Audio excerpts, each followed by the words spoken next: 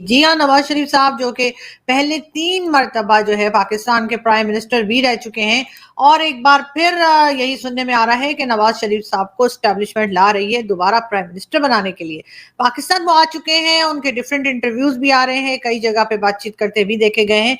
अभी जी एक दिन पहले नवाज शरीफ साहब का कहना ये है कि जी उनको 3 बार जो है वो हटाया गया प्राइम मिनिस्टरशिप से और उसकी वजह ये थी कि सबसे पहले तो उन्होंने ये कहा जी मैं कारगिल वॉर जो हुई थी उसके खिलाफ उन्होंने बात की, कारगिल वॉर के वो फेवर में नहीं थे, कारगिल वॉर उन्हें पसंद नहीं थी या वो ये नहीं चाहते थे कि कारगिल वॉर की जाए। Former Pakistan Prime Minister Nawaz Sharif stressed the need to improve relationships with the country's neighbors. ये कारगिल में लड़ाई नहीं होनी चाहिए थी इसलिए निकाल दिया। मियाँ साहब को बताना चाहिए कि कारगिल में क्या हुआ था, कारगिल में कौन जिम्मेदार है। बस इसे कौम हम जानना चाह रहे हैं कि कारगिल में कौन जिम्मेदार है। हमारे सियासतदान जिम्मेदार है, हमारी फौज जिम्मेदार है। कारगिल में बहुत नुकसान हुआ है, क्यों हुआ है? सीधा सीधा कहते हैं कि भाई वो मुशर्रफ साहब जिम्मेदार थे।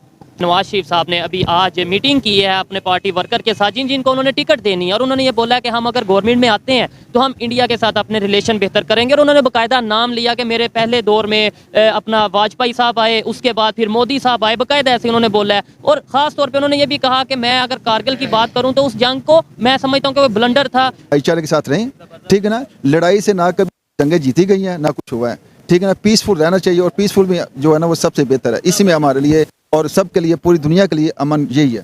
और मैं इस बात से 100% एग्री करता हूँ और मेरा भी यही मैसेज है कि भाई हमें पीस की बात कर। लेकिन मैं इस बात पे 100% डिसएग्री करता हूँ। अच्छा, आप क्या कहते हैं, जंग हो? जब तक हम इंडिया के बराबर नहीं आएंगे, जब तक इंडिया को पता नहीं होगा कि ये भी एक कौम बन गए हैं, उस वक्त तक इंडिया हमें नहीं छोड़ेगा। बात से थोड़ा सा इधर से डिसएग्री इसलिए करूंगा, आपने बोला हमें इस लेवल पे आना चाहिए कि इंडिया घुटने टेके, मतलब हम अपने आप को बेहतरी की तरफ लेके जाएं, किसी दूसरे को घुटने टिकवाने का हमें जो शौक है इसी वजह से, मतलब हम ये कह सकते हैं कि अपने मियाँ साहब गद्दार हैं। मियाँ साहब ठीक नहीं है। उन्होंने बम्बई अटैक जो है का जो जो हुआ काम हुआ है वो 26/11 जो है वो उन्होंने पाकिस्तानियों ने किया है।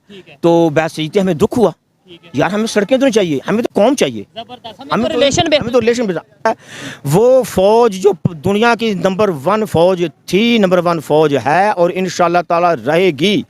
उस हमारे दिलों में रहेगी या कागजों में भी, मतलब इंटरनेशनल लेवल। सर आप इस हवाले से कोई बात करना चाहेंगे? अच्छा दोस्तों, आप देख रहे हैं आपका हमारा यूट्यूब चैनल सिलेटी बाब मोशाई। दोस्तों, पाकिस्तान में घमासान शुरू हो चुका है। दोस्तों, पाकिस्तान में अब ex prime minister Nawaz Sharif साहब आ गए हैं फिर से चुनाव लड़ने के लिए।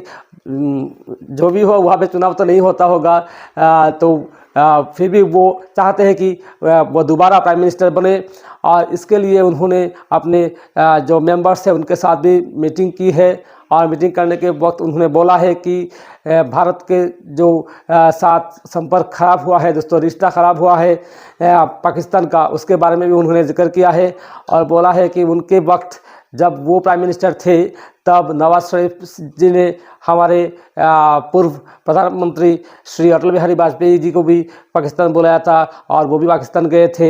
और वर्तमान का जो प्रेसिडेंट है दोस्तों श्री नरेंद्र मोदी जी, उनके साथ भी उनका अच्छा खासा रिलेशन था दोस्तों। लेकिन अब किस लिए हालात बिगड़ रहा है और इसका खमियाजा पाकिस्तान को भुगतना पड़ रहा है दोस्तों। तो जो भी हो, ये सब सुनकर पाकिस्तानियों का आज रिएक्शन जो आया है दोस्तों, ये देखने लायक है दोस्तों। तो चलिए देर ना करते हुए वीडियो को शुरू करते हैं और पूरा वीडियो का मज़ा लेते हैं। आइए वीडियो शुरू करते हैं। और एक बात है दोस्तों, अगर आप चैनल पे नए हैं तो चैनल को सब्सक्राइब कीजिएगा और अगर आप भारतीय हैं, भारत को प्यार करते हैं तो वीडियो को एक लाइक ज़रूर कीजिएगा दोस्तों। चलिए शुरू करते हैं। अस्सलाम वालेकुम। जी वालेकुम सलाम। आपका नाम? इम्तियाज़। क्या करते हैं सर आप?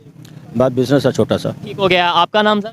असलम महमूद जी। क्या करते हैं आप? कंस्ट्रक्शन का बिजनेस है। कंस्ट्रक्शन का बिजनेस है। सबसे पहले तो ये बताएं बिजनेस की क्या सूरत हाल पाकिस्तान में चल रही है, फिर टॉपिक की तरफ आते हैं। बिजनेस ओवरऑल तो बिल्कुल कोई नहीं है और स्पेशली जब से ये पीडीएम की गवर्नमेंट आई है और बाद में जो निगरान गवर्नमेंट आई है तो वैसे बिजनेसमैन एक मेरा यही ख्याल है कि बिजनेस 10% भी नहीं है ही नहीं। सर्वाइव करना मुश्किल हो गया लोगों के लिए। सर सवाल ये है जिस पे वीडियो रिकॉर्ड कर रहे हैं कि नवाज शरीफ साहब ने अभी आज मीटिंग की है अपने पार्टी वर्कर के साथ जिनको उन्होंने टिकट देनी है और उन्होंने ये बोला कि हम अगर गवर्नमेंट में आते हैं तो हम इंडिया के साथ अपने रिलेशन बेहतर करेंगे और उन्होंने बाकायदा नाम लिया कि मेरे पहले दौर में अपना वाजपेयी साहब आए, उसके बाद फिर मोदी साहब आए, बाकायदा ऐसे उन्होंने बोला है। और ख़ास तौर पर उन्होंने ये भी कहा कि मैं अगर कारगिल की बात करूँ तो उस जंग को मैं समझता हूँ कि वो ब्लंडर था, मतलब यह है कि और मैंने उसको अपोज किया जिस पे शायद मुझे उतार दिया गया या हटा दिया गया मेरी पोस्ट से।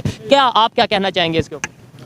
मेरे ख्याल में जो आपका पहला सवाल है ना कि बिज़नेस की पोजीशन क्या है।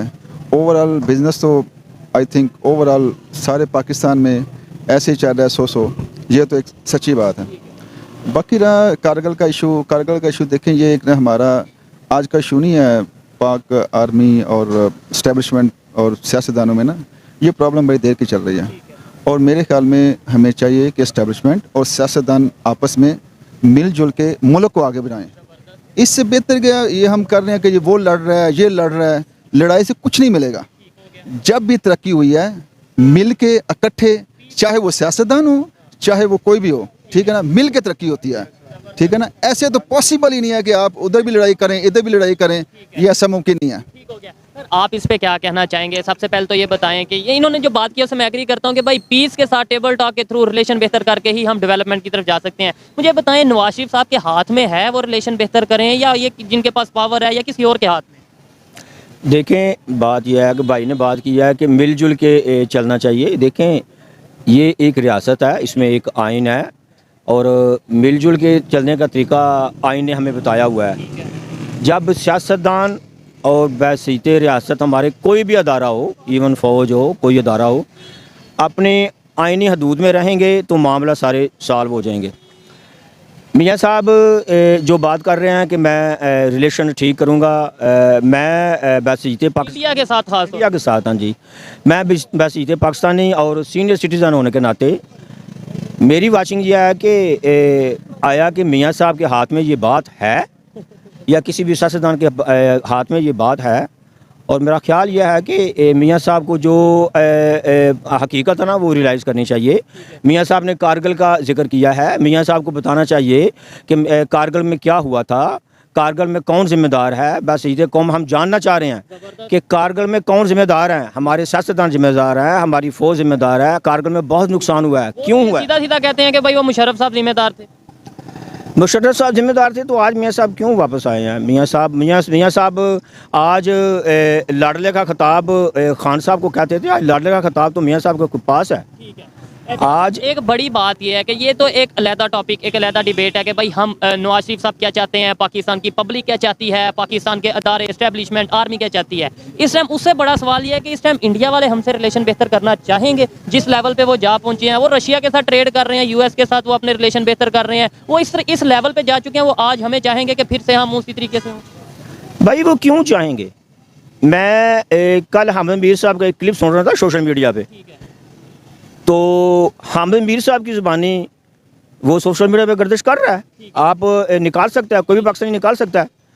हामिद मीर साहब ये कह रहे थे कि जब सीज़ फायर हुआ है बार्डरों पे, तो मैं आगे तक गया हूँ तो इंडियन फ़ौज ने अब नया काम उस टाइम ये शुरू किया है कि बजाय बंदों को मारने के लोगों को गाय मार दी, भैंसें मार दी, उनकी मुर्गियाँ मार दी।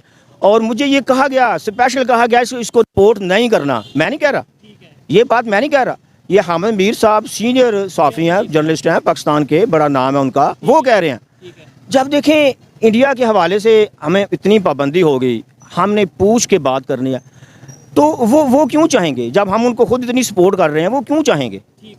और हामिद मीर साहब ये भी अपना कह चुके हैं कि हमें कहा गया है कि हम तो इंडिया का कश्मीर का मसला हल करना चाह रहे हैं, लेकिन हमारी इस्टेब्लिशमेंट हल नहीं करने दे रही जा रही। और वो हल भी बताते हैं, हल वो मुशर्रफ वाला बताते हैं कि जो आपके पास है वो आपके पास, जो हमारे पास है वो हमारे पास। और बकौल हामिद मीर के कि वो कहते हैं जी हमारे पास तेल नहीं है, हम लड़ने के काबिल नहीं हैं। पाकिस्तान के जो अदारे जो हैं।